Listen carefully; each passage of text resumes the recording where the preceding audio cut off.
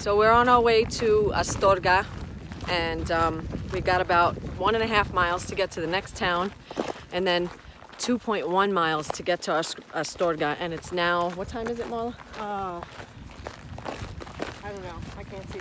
It's about probably 12. Yeah. Right? We got an early start, about 5:45 we left the albergue, and we're chatting about, tell them, Marla. Well, we're chatting about how the Camino kind of brings people, it brings you in touch with people that perhaps you need to be in touch with, although you may not know it. And what I mean by that is, like Vilma and I were talking about, she's got friends and she's had since childhood, which I think is wonderful. And I've got friends. Shout out to Yvonne. Yeah. And I've got friends that I have floated in and out of my life. And I've often reflected on why that is. And, you know, it's kind of come to me with the help of other people that these people had played a role in my life. And when that was over, then it was time for them to kind of move on. And so I've kind of accepted that.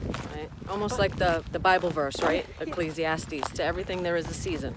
So we were talking about this guy that we have bumped into this guy now, what, 3 times? 3 times. His name is Ron. And he is one of the most unpleasant people that we have ever encountered. He is completely self-absorbed.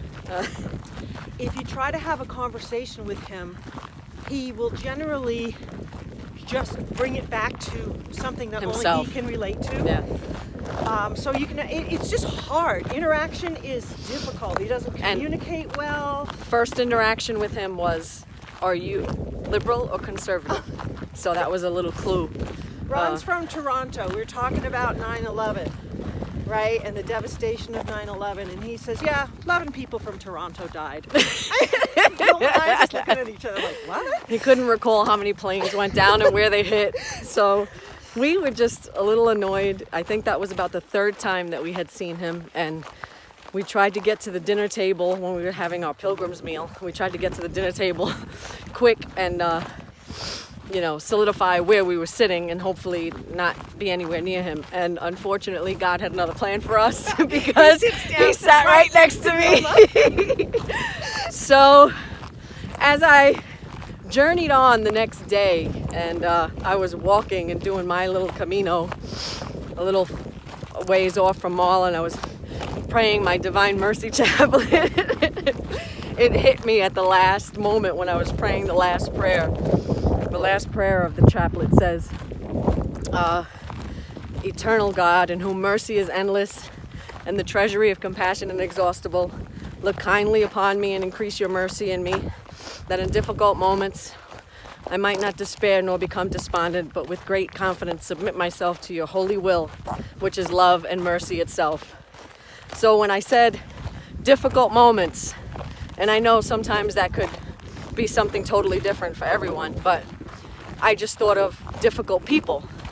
And I thought of Ron, and I said, wow, God's been putting this guy in my space 3 times already. And you know what's and funny? Maybe he just wants me to grow in love and mercy. And what's weird is when Bill and I had separated during that time, and I was also reflecting on the same thing, but Holy we didn't know Spirit. that. So we kind of like came back together, and I said, so let's talk about this guy Ron, and compassion, and patience. Yes. And Vilma just started cracking up, and it just kind of, what we flushed out of this is that although we would like to say that we got it all together, we don't. sometimes, this guy just, and it's like God's just going, oh yeah, you think so? Boom, boom. Let me just put this guy in your presence for Here you about go. 5 minutes. You still need a little help, Missy.